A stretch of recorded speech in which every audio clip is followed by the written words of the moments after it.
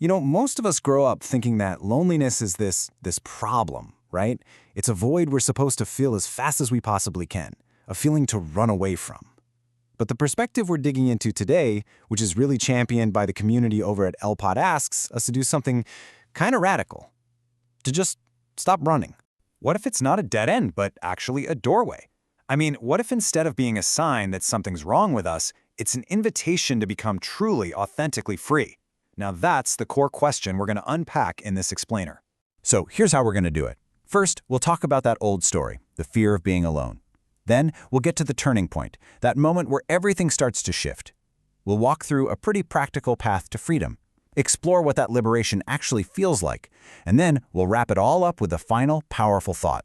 Okay, so let's start with what's probably familiar to a lot of us. The traditional and, let's be honest, often painful way we look at loneliness. This is the default setting, isn't it? That being alone is a problem that needs to be solved, like yesterday. Society's message is pretty clear. Get back out there, fill up your calendar, find somebody, anybody. The whole vibe is that solitude is a state of lack, something to be fixed, not something to be understood. But here is where things get really interesting.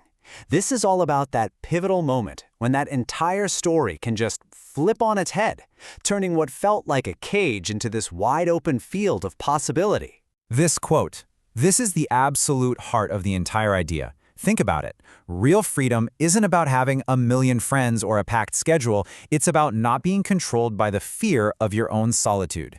When you can just sit with yourself and feel whole, all your choices suddenly come from a place of want, not a place of desperation." And this slide just breaks that internal shift down perfectly. On one side, you've got that fearful loneliness, where the silence in a room feels like this crushing emptiness, and you find yourself kind of shrinking to fit in, just to not be alone. But on the other side, in liberation, that same exact silence becomes space. Space to think, to breathe, to define yourself on your own terms. And this isn't some big dramatic explosion. It often happens in a whisper. Maybe it's while you're having a quiet cup of coffee, or just in a still moment at the end of a long day, when you suddenly notice this feeling of peace, and you realize, hey, I'm okay. I'm actually good, right here, by myself. So, that all sounds great, but how in the world do you actually get there? This next part is the roadmap. It's the how-to for navigating that really personal transformation. The path, as laid out by the LPot community, really breaks down into 5 key steps. It starts with feeling it fully, then questioning the story you've been sold, reclaiming your own voice, redefining what it even means to have a life, and finally, practicing what they call inner sovereignty. All right, step 1 is probably the most counterintuitive part of this whole thing. Instead of distracting yourself with TV or scrolling, the idea is to just sit with the discomfort. Really let that feeling of loneliness wash over you. The source material says that ignoring it is what keeps us trapped. By letting yourself truly feel it, you let it move through you, and eventually, it lets you go. Next, you basically become a detective of your own thoughts. Ask yourself, who told me that being alone means I'm unworthy? Was it a movie? My family? Society in general? When you start actively challenging these stories you've inherited, you start to dismantle their power, and you can finally begin to write a new one for yourself. And in that quiet space that opens up, you start to hear something you might not have heard in a long time, your own voice. This is where you reclaim it. You start to redefine what a successful, full life actually looks like for you. Maybe it isn't a packed social calendar. Maybe it's deep connections, meaning, and peace. Things that can only really be grown from the inside out. And that leads us to the final step, inner sovereignty. It's really about becoming the ruler of your own kingdom, your own life. It means saying no and not feeling guilty about it. It means saying yes only when it's a heck yes. Every single time you make a choice that honors your own well-being over someone else's expectations, you make that freedom muscle a little bit stronger. Okay, so you do all that work. What's the reward? What does this destination, this liberation, actually feel like in your everyday life? Well, it feels like confidence. You don't just stop fearing your own company, you might actually start craving it for some clarity and peace.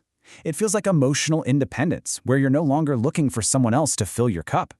And all of that builds this deep, profound self-respect and gives you the freedom to grow into the person you're actually meant to be, not who you think everyone else wants you to be. And this leads to one of the most incredible outcomes. When you stop chasing validation, your entire energy just shifts. You're coming from a place of being whole, not from a place of needing something. And that authentic, self-respecting energy, it's magnetic. People are just naturally drawn to it. Okay, let's bring this all home with one final liberating idea to carry with you. I really want this to sink in. Loneliness is not a character flaw.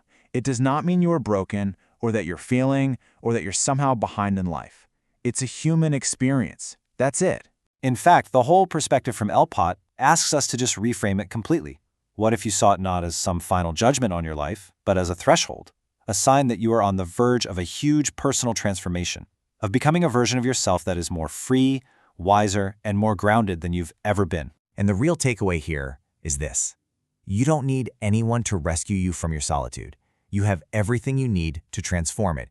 You just need to rise, not on anyone else's schedule, not according to anyone else's rules, but entirely on your own terms. And that is the ultimate liberation.